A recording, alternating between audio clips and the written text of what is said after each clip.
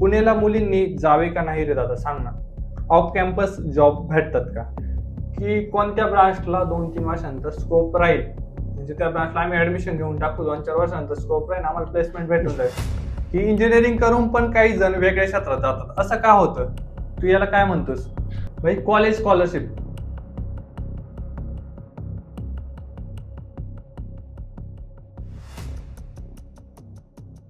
So नमस्कार मित्रांनो, स्वागत आहे तुमचं आपल्या एका नवीन व्हिडिओमध्ये. आजचा व्हिडिओ खूप जास्त स्पेशल होणार आहे, कारण असा एक Q&A घेणार आपण. त्याचे आतापर्यंत युट्यूबला पण नाही झालेलं आणि इन्स्टाला पण नाही झालेलं, आणि तुम्ही मला सगळेच अनस्क्रिप्टेड प्रतो नावाने ओळखताच आहे. सो त्याच्यावर आपण 40K निमित्त Q&A घेतला होता. त्याच्यामध्ये भरपूर मुलांनी आपल्याला क्वेश्चन विचारले होते. त्याच्यामध्ये क्वेश्चन काही एज्युकेशन रिलेटेड होते, काही माझ्या पर्सनल लाईफ रिलेटेड होते. सो त्या सगळ्यांचा आन्सर्स आपण आजच्या व्हिडिओमध्ये देणार आहे. त्याच्यामध्ये बरेच क्वेश्चन असे होते की त्या क्वेश्चन मध्ये प्रॉपर काउन्सिलिंगची गरज आहे. सो त्याच्यासाठी आपण स्पेशल काउन्सिलर पण आणलेला आहे. त्याच्यामध्ये आपल्याकडे प्रदीप गायके आलेला आहे आज, ज्याला की 2-3 वर्षाचा एक्सपिरियन्स आहे काउन्सिलिंग क्षेत्रामध्ये. भरपूर मुलांना त्यांनी actually counselling, paid counselling provide केलेली आहे, पण त्याला पण आपण आज फ्री मध्ये आणलेलं आहे तुमच्यासाठी. तो तुम्हाला नक्कीच काउन्सिलिंग रिलेटेड तेवढे डाऊट तुमचे क्वेश्चन्स मध्ये होते ते सगळे सॉल्व्ह करण्याचा तो प्रयत्न करणार आहे, आणि आपण बाकीचे जे रिलेटेबल तुमचे रोजचे डाऊट असतात कॉलेज रिलेटेड वगैरे ते सॉल्व्ह करण्याचा प्रयत्न करणार आहे. सो अजिबात टाइम वेस्ट न करता आपण डायरेक्ट Q&A ला सुरुवात करू. तर सुरुवात करूया आपण Q&Aच्या पहिल्या क्वेश्चन्स पासून. तर पहिला क्वेश्चन आपल्याला विचारलाय की कॉलेज नंतर प्लेसमेंट भेटलच का? सगळ्यात महत्वाचा इम्पॉर्टंट क्वेश्चन आहे, कारण भाई ऍडमिशन वगैरे सगळ्या प्रोसेस चालू राहतात. आपण सगळं जे करतो ते प्लेसमेंटसाठी करतो. तर कॉलेजच्या प्लेसमेंटचं कसं राहतं माहिती आहे का? एखाद्या ब्रांचला स्कोप आला, समजा एखाद्या सिव्हिल ब्रांचला स्कोप आहे, ENTC ला स्कोप आहे, तर ज्या ब्रांचला स्कोप आला ना त्याच्यामध्ये 70 to 80% चान्सेस राहते की तुम्हाला प्लेसमेंट भेटू शकते. परंतु ज्या ब्रांचचा स्कोप गेलेला आहे ना त्याच्यामध्ये 20 to 30% मुलांना प्लेसमेंट भेटू शकतात. आता हे टोटली डिपेंड आहे की तुम्ही तुमच्या स्किलवर किती काम करतात ते. समजा आता कॉम्प्युटर किंवा AI ब्रांचचा स्कोप गेलेला आता सध्या, तरी पण त्या ब्रांचमध्ये ज्या मुलांनी प्रोजेक्ट डेव्हलप केलेले, त्यांनी स्वतःच्या स्किलवर काम केलेले, त्यांना आता पण प्लेसमेंट भेटणारच आहे. सो असं असतं. त्याच्यामुळे कॉलेजचे जे 4 वर्ष तुम्ही ऍडमिशन घेतल्यानंतर असतात तुमचे, त्याच्यामध्ये पूर्णपणे तुमच्या स्किलवर काम केलं पाहिजे तुम्ही. सो हे झालं तुमच्या पहिल्या क्वेश्चनचा आन्सर. त्याच्यानंतर आपण दुसऱ्या क्वेश्चनकडे वळूया. सो डायरेक्ट 4th राऊंड मध्ये एनरोल करता येईल का? म्हणजे कॅप राऊंडच्या डायरेक्ट 4th राऊंड मध्ये मुलांना डायरेक्ट एनरोल करता येतं का, असा क्वेश्चन आपल्याला आलेला आहे. सो त्याचं उत्तर आपल्याला काउन्सिलर भाऊ देणार आहे.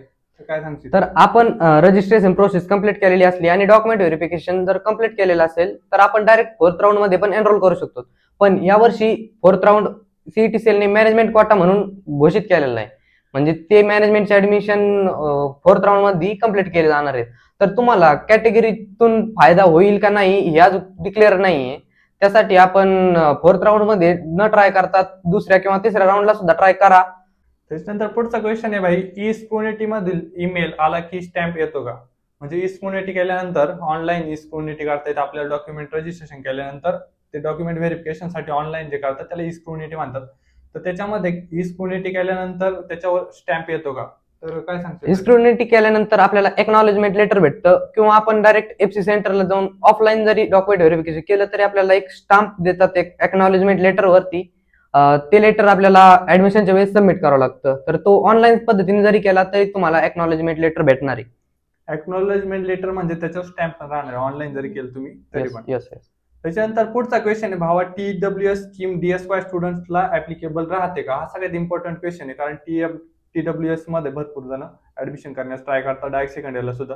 सो तो क्वेश्चन बद्दल, त्याच्याबद्दल काय सांगशील? TFWS म्हणजे काय? आता समजा एका कॉलेजचा कट ऑफ लागला 56 प्लस 56 टॉपर 3 विद्यार्थ्यांना TFWS मधून ऍडमिशन मिळतात. पण विषय कसा होतो, फर्स्ट इयरला ऍडमिशन बऱ्यापैकी फील होतात, तर डायरेक्ट सेकंड इयर ऍडमिशन मध्ये TFWS सीट वॅकंट राहत नाही. तरी थोड्याफार कॉलेजमध्ये जर सीट वॅकंट असेल तर तुम्हाला नक्कीच फायदा मिळेल TFWS चा. सो ठीक आहे. नेक्स्ट क्वेश्चन आहे की इंजिनिअरिंग करून पण काही जण वेगळ्या क्षेत्रात जातात, असं का होतं? तू याला काय म्हणतोस? सो भाई, इंजिनिअरिंग केलेला मुलगा काही पण करू शकतो. त्याच्यामध्ये मल्टी टॅलेंटेड होतात इंजिनिअरिंग करणारे मुलं. त्याच्यामध्ये भरपूर जण बिझनेस पण करतात, भरपूर जण ऑनलाईन कंटेंट क्रिएशन पण करतात, आणि त्यात वावगं काहीच नाही. भरपूर जण बिझनेस जे करतात ना ते चांगले रन करतात, कारण इंजिनिअरिंग मध्ये पोरांचा माइंडसेट ना चांगल्या पद्धतीने डेव्हलप झालेले असतात. फक्त जॉब करणं म्हणूनच आपण एज्युकेशन घेणं हे चुकीची एक गोष्ट आहे माझ्या मते. कारण फक्त जॉबसाठीच आपण एज्युकेशन घेतलं ना तर आपण कुठेतरी एम्प्लॉय म्हणूनच काम करू. परंतु आपल्याला जर समजा दुसऱ्या गोष्टीमध्ये इंटरेस्ट आहे, जसं की कंटेंट क्रिएशन मध्ये इंटरेस्ट असेल, त्याच्यानंतर एखादा बिझनेस डेव्हलप करायचा असेल तर तुम्ही नक्कीच करू शकता. आणि ज्या गोष्टीमध्ये इंटरेस्ट आहे ना त्याला फर्स्ट इयरला आल्यापासून तुम्ही जर साईड हसल म्हणून त्याच्यावर काम जर केलं ना तर ते तुमच्यासाठी नक्कीच हेल्पफुल ठरू शकतं. आता जसं की मला कंटेंट क्रिएशन मध्ये इंटरेस्ट आहे, मी माझं काम करता करता कंटेंट क्रिएशन पण करतोय, ज्याने लोकांना पण फायदा होतोय, माझी पण ग्रोथ होतीये. सो असं एक एक्झाम्पल तुमच्यासाठी पण असू शकतं की तुम्ही नक्कीच इंजिनिअरिंग केल्यानंतर पण दुसऱ्या फील्डमध्ये जाऊ शकता. सो एवढंच सांगेल मी. त्याच्यानंतर पुढचा क्वेश्चन आहे भाई, कॉलेज स्कॉलरशिप. आता जेव्हा तुम्ही फर्स्ट इयरला ऍडमिशन घेतात ना तेव्हा तुम्ही कॅप राऊंड मधून ऍडमिशन घेतात तेव्हा तुमची जी कास्ट आहे, ओपन कॅटेगरी जर सोडली ना सगळ्याला महाडीबीटीचा फॉर्म भरावा लागतो, ज्याने की बऱ्यापैकी स्कॉलरशिप म्हणजे कॅटेगरी वाईज असतं येते. समजा एनटीसी असेल, एनटीडी असेल तर त्यांना जास्त पर्सेंट स्कॉलरशिप भेटते, ओबीसी साठी कमी पर्सेंट स्कॉलरशिप भेटते. तर स्कॉलरशिपचा फॉर्म प्रत्येकाला भरणे. त्याच्यानंतर ओपन कॅटेगरीसाठी जे हॉस्टेलला मुलं राहतात त्यांना पण पंजाबराव सारखे स्कॉलरशिप असतात. त्याच्यानंतर प्रायव्हेट स्कॉलरशिपसाठी अप्लाय करू शकतात भरपूर मुलं. सो अशा भरपूर स्कॉलरशिप वगैरे असतात ते मी तुम्हाला नेक्स्ट फील्ड मध्ये ऍडमिशन घेतल्यानंतर सुद्धा सांगत राहील. त्याच्यासाठी तुम्ही आपले अनस्क्रिप्टेड प्रतो हे पेज इन्स्टाला त्याच्यावर नक्कीच फॉलो करून ठेवू शकतात. त्याच्यावर नेक्स्ट अपडेट भेटत जातील आपल्याला. त्याच्यानंतर एक इम्पॉर्टंट क्वेश्चन आहे, मुलांना रेग्युलर पडणार डाऊट आहे त्याच्यामध्ये, ब्रांच और कॉलेज दोघात कशाला प्रायोरिटी द्यायची. आता बघा तू काय सांगशील याच्याबद्दल, ब्रांच आणि कॉलेज दोघांमध्ये प्रायोरिटी कशाला दिली पाहिजे. आपण एज्युकेशन करतो ते एक प्लेसमेंट व्हावं म्हणून करतो. आपल्याला आता माहिती आहे आता लो लेवलचं कॉलेज आहे त्यामध्ये प्लेसमेंट कमी होतात, तर आपण लो लेवलच्या कॉलेजमध्ये सीएस घेऊन पण म्हणा असा फायदा होत नाही. बरोबर. जर टॉपच्या कॉलेजमध्ये आपण ईएनटीसी किंवा कोर ब्रांच घेतलाय तरी आपली प्लेसमेंट होऊ शकते जर आपण स्किल डेव्हलप केलं तर माझं असं म्हणणं आहे की तुम्ही कॉलेज ब्रांच न डिसाईड करता कॉलेज डिसाईड केलं पाहिजे, कारण कॉलेज टॉपचं भेटल्यानंतर आपल्याला प्लेसमेंटची गॅरंटी तरी कमीत कमी येते. तर माझ्यामध्ये कसं आहे माहिती आहे का, आता प्रत्येकाचा जर इंटरेस्ट फिक्स असला ना, भाई मला सीएस मध्येच इंटरेस्ट आहे, मला एएनटीसी मध्येच इंटरेस्ट आहे, तर तुम्ही त्या नक्कीच त्या ब्रांच मध्ये गेल्यानंतर सेल्फ स्किल पण डेव्हलप करू शकता, सगळं करू शकतात.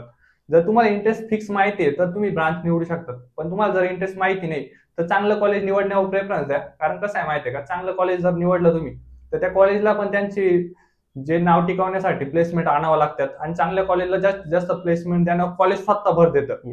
भरपूर कॉलेज आहे त्यांचे स्वतःचे प्लेसमेंटचे पोर्टल आहे, म्हणजे ज्यांचे चांगले नाव आहे ना हे सगळ्या गोष्टींवर ते जास्तीत जास्त फोकस करतात. कारण त्यांना पण नेक्स्ट इयरला जास्त ऍडमिशन झाले पाहिजेत, चांगले चांगले मुलं त्यांच्याकडे आले पाहिजेत, त्याच्यासाठी चांगले कॉलेजेस प्लेसमेंटवर भर देतात. त्याच्यामुळे मी म्हणन ज्यांची आवड इंटरेस्ट फिक्स नाही त्यांनी नक्की चांगल्या कॉलेजवर फोकस करा. ब्रांच कोणती पण निवडण्यापेक्षा चांगलं कॉलेज निवडलेलं कधी पण बेटर आहे. बाकी आपण वळूया नेक्स्ट क्वेश्चन कडे. जर एक क्वेश्चन आपल्याला हर्षदने विचारलाय, जर कॅप 1 लिस्ट टाकली आणि त्यात आपल्याला कॉलेज नाही भेटलं तर कॅप 2 ला पण सेम कॉलेज लिस्ट टाकू शकतो का ऍज अ कॅप 1? म्हणजे कॅप 1 ला जी लिस्ट टाकली तीच कॅप 2 ला पण टाकू शकतो का जर कॉलेज नाही भेटलं तर, आज त्यांनी विचारले. तर त्याच्याबद्दल काय सांगशील? आपण आता कॅप राऊंड 1 चा फॉर्म फिल केला, त्यामध्ये आपल्याला कॉलेज भेटलं नाही तर सेकंड कॅप राऊंडला आपण त्यामध्ये कॉलेज ऍड करायला पाहिजेत, कारण आपण ती लिस्ट तर टाकू शकतो पण आपल्याला कॉलेज भेटलेलं नसतं. त्यामुळे आपण कॉलेज भेटावं म्हणून आपण त्यात अजून कॉलेज ऍड करायला पाहिजेत आणि त्यानंतर कॅप 2 चा फॉर्म सबमिट करायला पाहिजे असं माझ्या मते. हो नक्कीच. आता कारण पहिली जी लिस्ट टाकली तिच्यात भाई आपल्याला कुठलंच कॉलेज भेटलं नाही, मग तेवढीच लिस्ट टाकली आपल्याला दुसऱ्या राऊंडला पण एक तर कॉलेज भेटेल असं नाही होऊ शकत. त्याच्यामध्ये तुम्हाला कॉलेज ऍड करणंच आहे. सो पहिल्या राऊंडला समजा 50 कॉलेज टाकेला असला ना, दुसऱ्या राऊंडला फॉर्म फिल करताना 70-80 कॉलेज तरी इझिली टाका, जेणेकरून कुठं नंबर लागेल तुमचा आणि तुम्हाला डोनेशन साठी जास्त पैसे भरावे नाही लागणार. बाकी बघूया next question. Which has less cut off between SCBC and EWS? SCBC आणि ईडब्ल्यूएस मध्ये कोणत्याला कमी कट ऑफ लागतो? ईडब्ल्यूएस आता सध्या तर महाराष्ट्रात बंद झाले 2 वर्षापासून, पण ज्यांच्याकडे ईडब्ल्यूएस आहे त्याने ईडब्ल्यूएस मधूनच ऍप्लिकेशन फॉर्म फिल करायला पाहिजे, कारण ईडब्ल्यूएस चा कट ऑफ कमी लागतो एससीबीसी पेक्षा. मग ईडब्ल्यूएस चे सीट कमी येतात कारण आपल्याला सर्टिफिकेट काही ईडब्ल्यूएस भेटत नाही, त्यामुळे आपल्याकडे आता स्टुडंट कमी राहिले तर मग त्यांचा कट ऑफ कमी लागतो. एससीबीसीचं अजून पण चालू आहेत प्रकरण. मग एससीबीसी समजा ओपन मध्ये करण्यापेक्षा एससीबीसी केलेला फायद्यात राहतं, कारण त्यामध्ये पण थोडा ओपन पेक्षा कट ऑफ कमी लागतो. साधा विषय भाई, एससीबीसी ला कॉम्पिटिशन जास्त आहे, ईडब्ल्यूएस ला कॉम्पिटिशन कमी आहे, कारण 2-3 वर्ष झालं तेव्हा त्यांचे सर्टिफिकेट द्यायचं बंद झाले. सो तुमच्याकडे जर ईडब्ल्यूएस आहे तर नक्कीच तुम्ही ईडब्ल्यूएस प्रेफर करा. जे तुमच्यासाठी बेस्टच राहील. त्याच्यानंतर आपण बघूया नेक्स्ट क्वेश्चन. सगळ्यात महत्वाचा क्वेश्चन आहे मुलींसाठी पडणारा. आता भरपूर ठिकाणी असं वातावरण झालेलं आहे, त्यासाठी त्या दिदीनं क्वेश्चन आपल्याला विचारला असेल, पुण्याला मुलींनी जावे का नाही रे दादा, सांग ना. म्हणजे कॉलेजला ऍडमिशन घ्यायचंय पुण्याला, तर घेऊ का नको. कारण वातावरणच असं झालंय, पुण्याला बदनाम केलंय लोकांनी. भाई असं सांगितलं की इथं जास्त रिलेशनशिप कल्चर आलंय, नेक्स्ट लेवलचे जे बाहेरच्या देशामधले जी संस्कृती होती, समजा असं नाईट आउट वगैरे या सगळ्या गोष्टी आल्या पुण्यामध्ये. त्याच्यामुळे भरपूर मुलं मुली रिलेशनशिपच्या नादी लागलेले, आणि हे सगळं ना गावाकडच्या लोकांना ऍक्च्युली माहित झालेलं आहे. त्याच्यामुळे लोक घाबरतात, आणि जे इंस्टाग्राम रील टाकतात त्याच्यामध्ये भरपूर गोष्टी आपल्याला बघायला भेटतात की काही मुलं सांगतात भाई ती मुलगी पुण्याला आहे का, देविषयी सोडून मग लगेच. सो अशा सगळ्या गोष्टीमुळे ना पुन्हा या गोष्टीसाठी बदनाम झालेले. पण ऍक्च्युअल रियालिटी सांगायचं असलं ना, पूर्णपणे मुलीवर डिपेंड असू शकते ती गोष्ट. त्याच्यामुळे तुम्ही काय करू शकतात माहिती आहे का, पुणे विद्येचं माहेर घर आहे. तुम्हाला किती काय झालं चांगल्या शिक्षणासाठी पुण्यात येणंच आहे, पण जेव्हा तुम्ही पुण्यात येणार ना त्यावेळेस तुम्ही हॉस्टेलला राहणं प्रेफर करा. त्याच्यानंतर तुमची संगत चांगली ठेवण्यावर जे बाकीचं गर्ल्स असतात, बॉयज असतात, त्यांची जी संगत असते ना, म्हणजे तुमची फ्रेंडशिप सर्कल जो असतो ना, तो खूप जास्त मॅटर करतो. त्याच्यामुळे पुण्यामध्ये या भाई विद्येचं माहेर घर आहे. नक्कीच तुम्हाला इथं क्लासेस लावायचे म्हणलं तर क्लासेस अवेलेबल राहतात, प्लेसमेंट पण चांगले राहतात. आणि दुसरी सगळ्यात महत्वाची गोष्ट म्हणजे मुलांना पुण्यामध्ये असल्यानंतर कॉम्पिटिशन काय आहे बाहेर, मुलं कोणत्या कॉम्पिटिशन मध्ये जगताय, मुलं किती नेक्स्ट लेवल स्टडी करून राहिले, सगळ्या गोष्टी तुम्हाला पुण्यामध्ये कळताय. त्याच्यामुळे पुण्यामध्ये कॉलेजला ऍडमिशन घेणं खूप चांगली गोष्ट, घेतलीच पाहिजे. पण पुण्यामध्ये आल्यानंतर ह्या सगळ्या गोष्टींमध्ये जास्तीत जास्त आपण याच्यापासून स्वतःला दूर कसं ठेवू याचा प्रयत्न नक्कीच करा. तुम्हाला पुण्यामध्ये कॉलेजेस करणं चांगलं राहील तुमच्यासाठी. नेक्स्ट क्वेश्चन आपल्याला आला आहे, रोबोटिक्स आणि ऑटोमेशनचा स्कोप येईल का इंडियामध्ये. तो माझ्या मते तरी पर्सनली सांगायचं म्हटलं, रोबोटिक्स आणि ऑटोमेशन नवीन ब्रांचेस आहे. तर नवीन ब्रांचेस असल्यामुळे त्या ब्रांचेसला कट ऑफ साहजिकच कमी लागणार आहे. भरपूर कमी मुलं तिकडे ऍडमिशन घेतात. मुलं कसं राहतं माहितीये का, सगळ्यात पहिल्यांदा CS प्रेफर करतील, नंतर ENTC प्रेफर करतील, नंतर खाली खाली मग मेकॅनिकल, सिव्हिल, आणि या सगळ्या ब्रांच झाल्यानंतर मुलं रोबोटिक्स प्रेफर करतात, ऑटोमेशन प्रेफर करतात. कारण त्यांना त्या गोष्टीचा अजून माहिती नाही की रोबोटिक्स मध्ये काय आहे, ऑटोमेशन मध्ये काय आहे. त्या गोष्टीची माहिती होईपर्यंत त्या ब्रांचला स्कोप पर्सेंटाईल कमी लागणार, पण त्यात स्कोप आहे. आता साहजिक गोष्ट आहे भाई, कॉम्पिटिशन कमी राहणार, त्याच्यानंतर फ्युचर मध्ये स्कोप येऊ शकतो. ज्या ब्रांचला ऍडमिशन कमी होणार तिला जास्तीत जास्त स्कोप येण्याचे चान्सेस फ्युचर मध्ये राहणार. आणि रोबोटिक्स आणि ऑटोमेशन सारख्या ब्रांचला ना मुलांना कमी पर्सेंटाईल जरी असले ना तर चांगल्या कॉलेजेस भेटून जाणार. आता KK वागचा कट ऑफ बघितला मागच्या वर्षी, रोबोटिक्स आणि ऑटोमेशनचा भरपूर कमी लागलेला आहे. रोबोटिक्स ब्रांच आहे तिथे, अमृतवाहिनी रोबोटिक्स ब्रांच सगळ्यात कमी कट ऑफ त्यासल्या ब्रांचला लागलेला आहे. मग साहजिक गोष्ट आहे की तिथं मुलांना ऍडमिशन भेटू शकतं. सो माझ्या मते स्कोप पण येऊ शकतो या गोष्टीला, कारण कॉम्पिटिशन कमी राहणार आहे आणि तुम्हाला चांगल्या कॉलेजला ऍडमिशन भेटेल. त्याच्यामुळे ज्यांना त्या गोष्टीमध्ये इंटरेस्ट आहे, त्या फील्डमध्ये इंटरेस्ट आहे, नक्कीच प्रेफर करा त्या ब्रांचेस. सगळ्यात महत्वाचा क्वेश्चन भाई, ऑफ कॅम्पस जॉब भेटतात का. तर विषय काय माहिती आहे का, कॉलेजमध्ये 43% पोरांना जॉब भेटतात, त्याच्यानंतर 60% मुलांना ऑफ कॅम्पस जॉबसाठी अप्लाय करावं लागते. ऍक्च्युली CSIT रिअल स्थिती आहे आता सध्या ती, आणि बाकीच्या ब्रांचचं पण तसंच आहे. ऑफ कॅम्पस जॉब भेटतात, पण ते जॉब तुमच्या कॉलेजचे जे तुमचे पर्सेंटाईल आले, कॉलेजचे तुमचा जो CGPA आलाय त्याच्यावर जास्त मॅटर नाही राहत. कमीत कमी तुमचा CGPA 7.5चा आहे, 8चा आहे, चालून जाईल. पण तुम्हाला जास्तीत जास्त पाहिजे स्किल. कॉलेज प्लेसमेंटच्या वेळेस कसं होतं माहिती आहे का, जास्त तुमचा CGPA आहे ना तर तुम्हाला भरपूर जास्त कंपन्यांना प्लेसमेंटसाठी बसता येतं, तिथं CGPA मॅटर करतो. पण जेव्हा ऑफ कॅम्पस असतं ना तेव्हा CGPA जास्त मॅटर नाही करत, त्यावेळेस तुमचं मॅटर करतं स्किल, जे की तुम्ही 2-4 वर्ष राहतात ना कॉलेजमध्ये तेव्हा ते गेन केलेलं राहतं. सो त्याच्यामुळे ऑफ कॅम्पस जॉब भेटतात, पण त्याच्यासाठी पूर्णपणे तुमच्याकडे स्किल आहे ना ते जास्त मॅटर करतात. त्याच्यामुळे भाई 2-4 वर्षात तुम्ही आता ऍडमिशन घेणार, आपले Q&A बघतात म्हणलं नवीन फ्रेशर्स मुले सगळे, सो आता ऍडमिशन घेणारे म्हणलं 4 वर्ष तुमच्याकडे आहे ऍक्च्युली, तर त्याच्यावर तुम्ही नक्कीच तुमच्या स्किलवर काम करत राहा, जेणेकरून तुम्हाला प्लेसमेंट भेटेल. समजा ऑफ कॅम्पस जर ट्राय करायचं म्हटलं तरी, सो ती एक चांगली महत्वाची गोष्ट आहे, करत राहा, स्किलवर काम करत राहा, बाकी काय नाही. सो आपल्याला नेक्स्ट क्वेश्चन विचारलाय का ओमकार गायकवाडनी, की भाई लो फीज वाले कॉलेज कोणते कोणते, तर त्याबद्दल काय सांगतील. लो फीज भरपूर मुलं गावाकडचे असतात, ते जास्त फीज अफोर्ड नाही करू शकतील. सो अशा मुलांसाठी ही महत्वाची गोष्ट आहे की लो फीज वाले कॉलेज कोणते असतात. तर कॉलेजचे 3 टाईप असतात, Tier 1, Tier 2, Tier 3. Tier 1 म्हणजे टॉपचे कॉलेज, त्यामध्ये जास्त तर प्रायव्हेट कॉलेज येतं, त्याची फीज हाय असते थोडी. आणि टियर 2 आणि टियर 3 कॉलेज थोडे लो लेवलचे असतात, गव्हर्नमेंट प्लस प्रायव्हेट दोन्ही पण असतात ते. तर त्यामध्ये maximum fees 80 to 1.5 lakh per year एवढी असते ओपन कॅटेगरीसाठी. तर तुम्ही कॅटेगरीतून असाल तर तुम्हाला कॅटेगरीची फीज भरावं लागेल. पण तर टियर 2 आणि टियर 3 कॉलेजमध्ये फीज कमी राहते टियर 1 पेक्षा. साधारण सांगायचं म्हटलं ना, जर तुम्हाला चांगले पर्सेंटाईल असले तर तुमचं गव्हर्नमेंट कॉलेजला ऍडमिशन होईल. सगळ्यात कमी फी गव्हर्नमेंट कॉलेजला असते. ते जर नंबर लागला सगळ्यात म्हणजे 90च्या पुढच्या पर्सेंटाईल वाल्या मुलांसाठी ही गोष्ट, सो तिथे नंबर लागला तर तुम्हाला नक्कीच कमी फी असेल. त्याच्यानंतर दुसरी गोष्ट, जे कॉलेज आहे ना टियर 3 मधले कॉलेज, त्यांना सगळ्यात कमी फी असते जर ऍज कम्पेअर टू बाकीचे कॉलेज बघितले. आणि सगळ्यात जास्त फीचा विचार केला आणि जे प्रायव्हेट कॉलेज ज्यांची स्वतःची ऑटोनॉमस युनिव्हर्सिटी असते, जे बीटेकची डिग्री प्रोव्हाइड करतात थोडक्यात, त्यांची फीज जास्त असते. मी बघितलं आणि त्यानुसार 1,40,000 किंवा त्याच्या प्लस ती फी प्रायव्हेट कॉलेजेसची राहतात ना, जे ती डिग्री प्रोव्हाइड करतात. आता तिथं मुलांना कमी पर्सेंटाईल असले तरी ऍडमिशन भेटण्याचे चान्सेस राहतात अशा ठिकाणी. सो अशा ठिकाणी फीज जास्त असते. बाकीचे नॉर्मल टियर 2 चे कॉलेज आहे, टियर 3 चे कॉलेज आहे, यांना ऍव्हरेज फी राहते साधारण 80,000च्या पुढं. सो नक्कीच तुम्ही त्याचा विचार करू शकता. असे भरपूर कॉलेजेस आहे गावच्या मुलांसाठी की तुम्ही ऍडमिशन घेऊ शकतात. पण साधारण विचार केला आणि टियर 3 चे कॉलेज भेटतात तुम्हाला कमी फीज मध्ये. सो तेवढं एक नक्की लक्षात ठेवा. त्याच्यानंतर आपल्याला नेक्स्ट महत्वाचा क्वेश्चन आलाय, भाई काउन्सिलिंग घेतली पाहिजे का? सो काउन्सिलिंगचा काय रोल असतो, आता स्वतः काउन्सिलर आणलाय मी त्यासाठी. तर काउन्सिलिंग बद्दल काय सांगशील भाई? काउन्सिलिंग का घेतली पाहिजे तर, आणि काय गरज असते काउन्सिलिंगची? आता गावाकडच्या मुलांना पर्सेंटाईल चांगले पडतात, पण त्यांना कॉलेजेसची माहिती कमी असते किंवा ऍडमिशन प्रोसेस माहितच नसतं. ऑनलाईन फॉर्म फिलिंग आहे, त्यामध्ये काय अडथळा आला तर ते टायमाला कोणाला बोलणार? तर त्यासाठी ते आम्हाला बोलू शकतात डायरेक्ट. जर तुम्हाला कॉलेज चांगलं नाही भेटलं तर तुमची लाईफ मध्ये सक्सेस पर्सेंटेज कमी मिळू शकतात.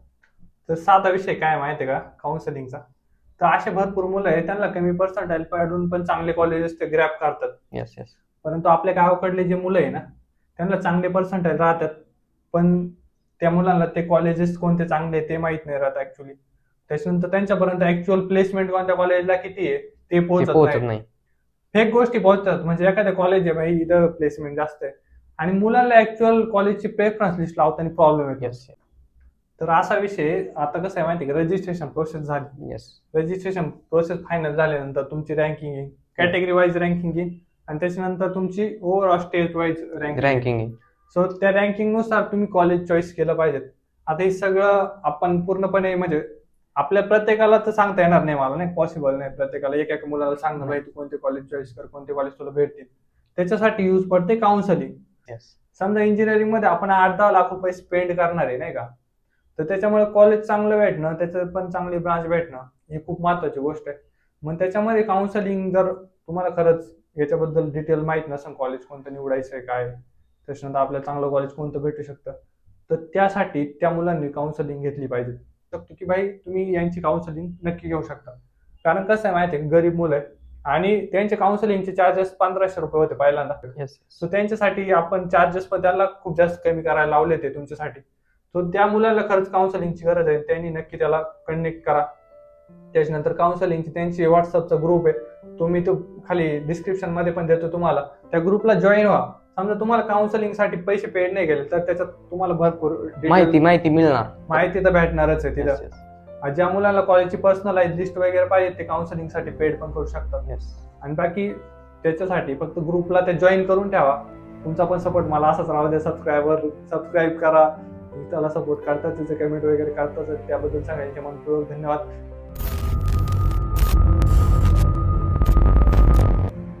सो एका ताईने आपल्याला क्वेश्चन विचारलाय की डायरेक्ट सेकंड इयरला ऍडमिशन घेण्यासाठी नॉन क्रिमिनल 30 मार्च 2025 पर्यंत वैध असलं चालेल, 5% आहे आपल्याला सीईटीला, तर सीएस ब्रांच भेटेल का? दादा तुला सर्वात जास्त मोटिवेशन कोण करतं? कॉलेजमध्ये असताना हे लवकर समजलं असतं तर बरं झालं असतं. असा कोणता अनुभव की कोणत्या ब्रांचला 2-3 वर्षांनंतर स्कोप राहील, म्हणजे त्या ब्रांचला आम्ही ऍडमिशन घेऊन टाकतो, 2-4 वर्षांनंतर स्कोप राहील, आम्हाला प्लेसमेंट भेटून जाईल,